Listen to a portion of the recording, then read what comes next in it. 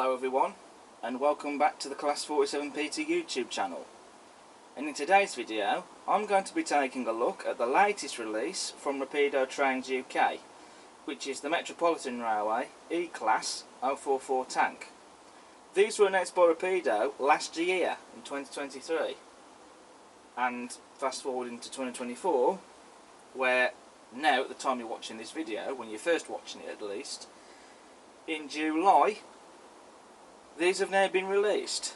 When these were first announced by Rapido, I was very excited for these, and so since day one when these were first announced, there was always going to be one of these joining the fleet. And the one I've gone for is of course the preserved example herself, Metropolitan Railway number 1, which I have seen in real life myself. I've seen it at Barrow Hill and Midland Railway Butterley, and so this was just going to be the one that I was going to get. And the version I have gone for is Met 1 in its 1999 to 2009 condition, which has the gold dome. I was tempted to go for the one, shall we say it's, I guess, present day look, where it has the red dome and it has Metropolitan 1 on the water tanks, but this was the one that I wanted to get that has Metropolitan Railway on the tanks, as well as the crests and the number 1 on the bunker, not to mention with the gold dome. This was the one that I wanted, and this is the one that I've got. So here is Metropolitan Railway number 1 on the layout, and isn't she a beauty? First thing to report, no quality control issues.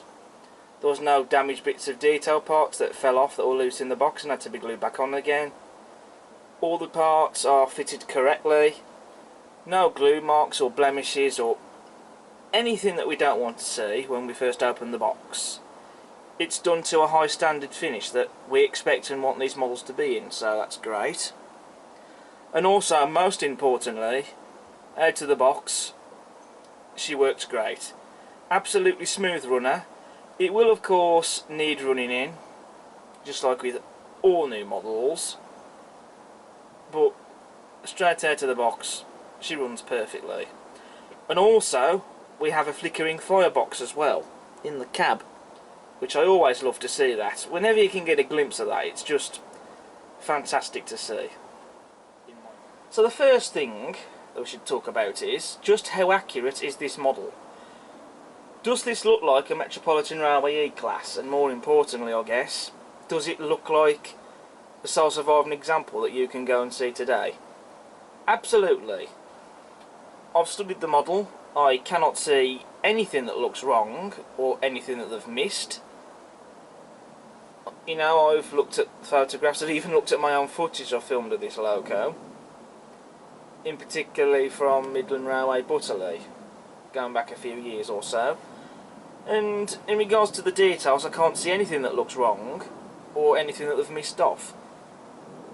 It looks like the real thing has been zapped and then shrunk down to the size of a double low gauge model. That's how accurate this is, and it just looks amazing. So making a start with the detail, and the attention to detail that Rapido put into the Metropolitan Railway E Class is just phenomenal. I think it really is. First of all, we have, as standard, the slim tension lock NEM couplings, which will be replaced with magnetic couplings, on my model anyway. You can also see the rivet detail on the buffer beam.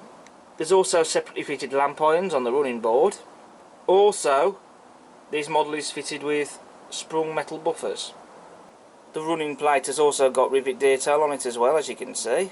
Moving to the face of the locomotive, we've got the proportions and the shape of the smokebox door correct.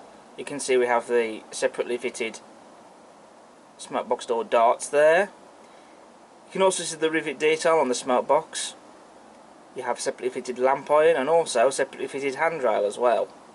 You have a separately fitted metal handrail, and also you can see the steam piping there as well, again also separately fitted. Even the detail on the wheel arches and sandboxes is fantastic, especially with the cap there on the sandbox. So obviously they would remove the cap to put sand inside the sandbox. And it's just little details like that that really do add a big difference, I think. Like I say, they haven't missed off any details from the real thing. There is some visible daylight under the boiler, and you can also see the inside motion. None of that works, but that's not something that I'm fussed about, it not working, because there is still some detail there, so that is nice to look at when you can see it when the model's running, or even if it's just static right now. So I'm okay with it not working, and to be honest, even if it did work, it might make the model more expensive. I don't know, but the detail's there regardless. On the water tanks we have separately fitted handrails. You can also just about make the step there, so they can climb up to get on top of the water tank if they need to. Just have a look at the detail on top of the water tanks, such as the water filler cap and the fire iron holders, etc. Again, all separately fitted details, not moulded. Of course you have rivet detail on top of the water tanks. The rivets of course are moulded, but superb detail as always. Not to mention the rivet detail on the water tanks. You have glazing in the cab windows, as well as separately fitted pipework detail on the sides of the cab. Then you have the whistles and safety valves. They're not made of turned brass, they are made out of plastic and painted, but in my opinion they still look nice. Then having a look at the underframe detail, you got the brake blocks, guide irons and the sanding gear as well. And of course you have the footsteps, which you can't leave off. You can also make out the rivet detail on the chassis there as well. On the cabin bunker you have separately fitted handrails. You can see the wooden plank detail for the cab floor. And let's talk you through the interior detail on the back head. The inside of the cab has been painted cream, but just look at all the detail with the dials, the gauges, regulator, the pipework and so on. It's all there and it's all painted, which looks very realistic looking. Model U have released some crew for this locomotive, so I think in the future I'm going to have to get some. Moving to the bunker, now on the sides of the bunker there isn't any rivet detail, which is correct to the prototype. However, there is rivet detail here, as you can see on the top of the bunker. We have a nice coal load in the bunker. Now I don't know if it's removable or not. I have had a close look at it and it doesn't look like it's removable, but then I'm not going to assume that's the case either, so I suspect that it can be removed, I'm sure, but I'm not going to try and find that out though. But regardless whether it's removable or not, you can still add real coal to it. If it is removable, you just remove the coal and just scatter it in, or if it's not removable, you can just sprinkle it on top. Moving to the rear of the loco, you can see on the rear windows there's glazing and also the guard irons, as well as separately fitted lamp irons. And again, just like on the front of the loco, we have sprung metal buffers. Moving to the livery application, which I think is superb. I think that this livery is very smart indeed. We've got the colours all correct, and they've been very evenly and neatly applied, with no blemishes or imperfections anywhere to be seen. And I think what, for me personally, is what lifts the livery is definitely the lining. Whether it's on the water tanks, the bunker, the cab, footsteps, the wheels, the boiler bands, I just think it looks absolutely stunning. And I think what also helps to set this off even more, with this particular one I have, I think is the gold dome, which has been very well painted and it just looks absolutely stunning.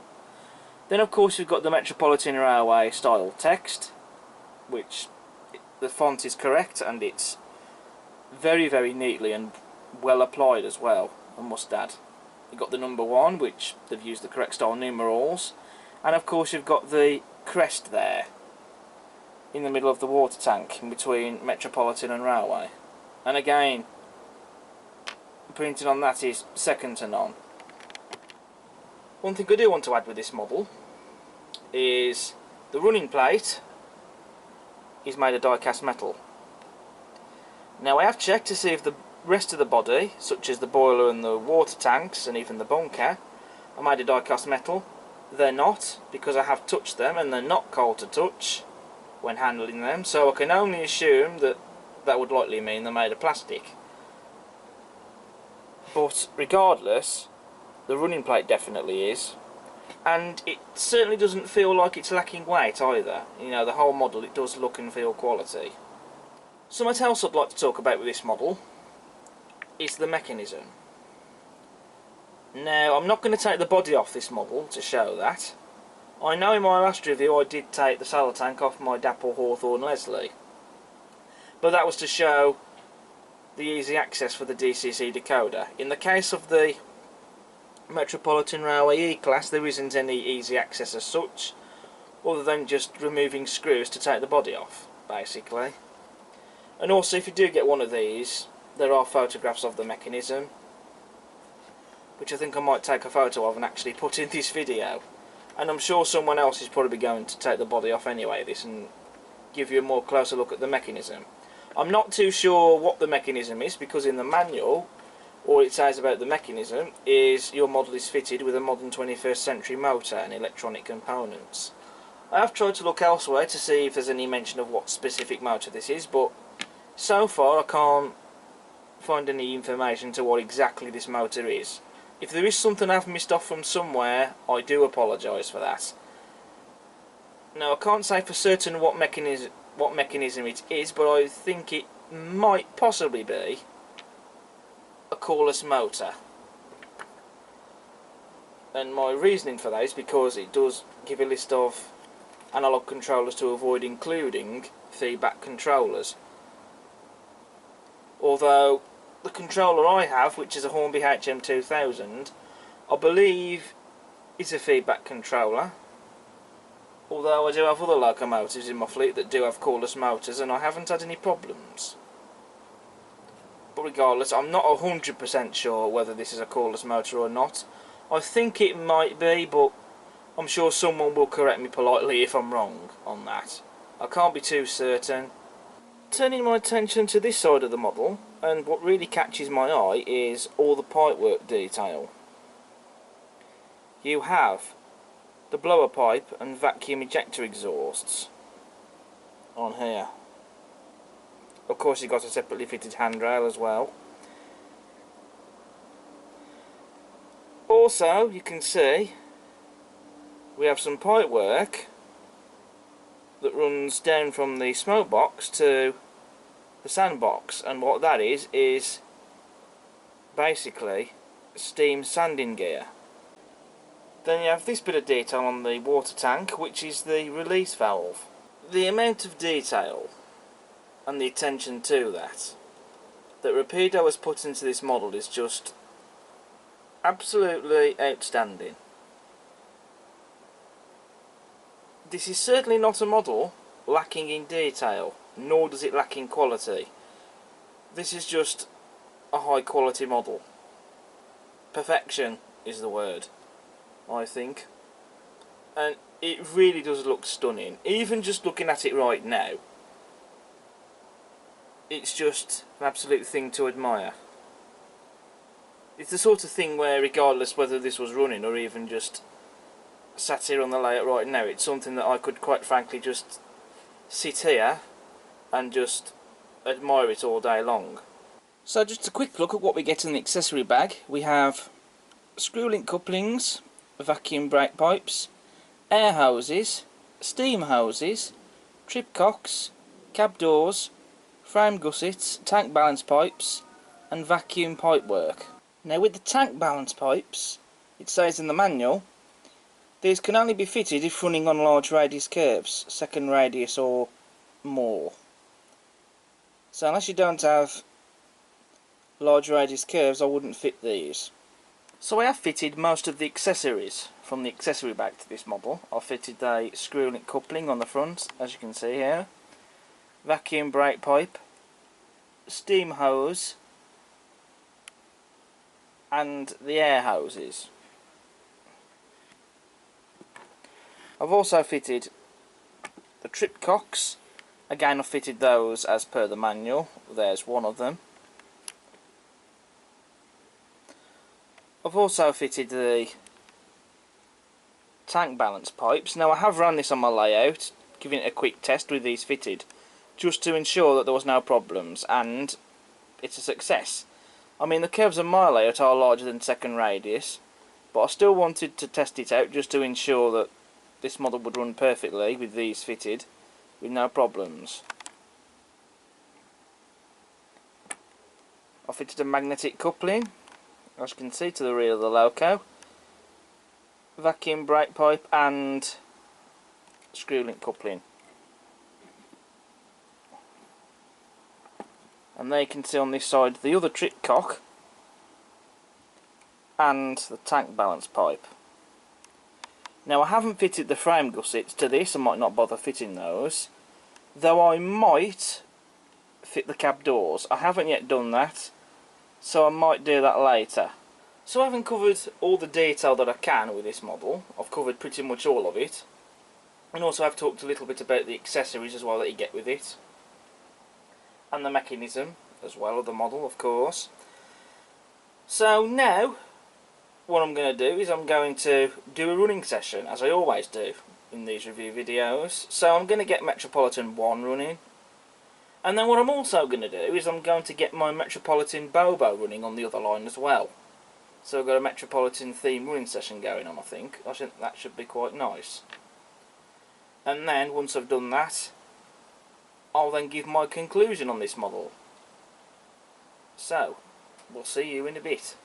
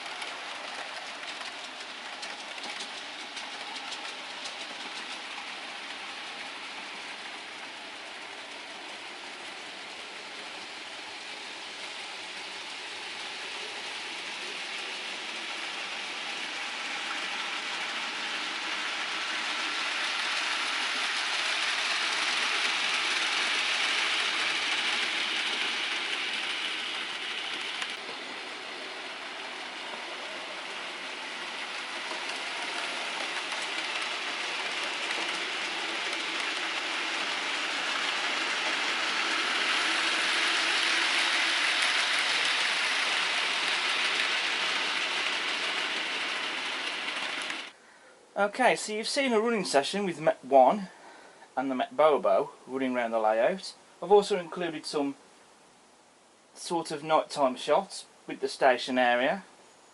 Had the lights turned off and turned the lights on the station for that. Just to do something a little bit different for a change in these running session videos. And I know the rolling stock I've had with these locomotives running around the layout is not prototypical. I've just been using what I've got. Though it would be nice to see some prototypical rolling stock like Metropolitan coaches available in RTR. Hint hint.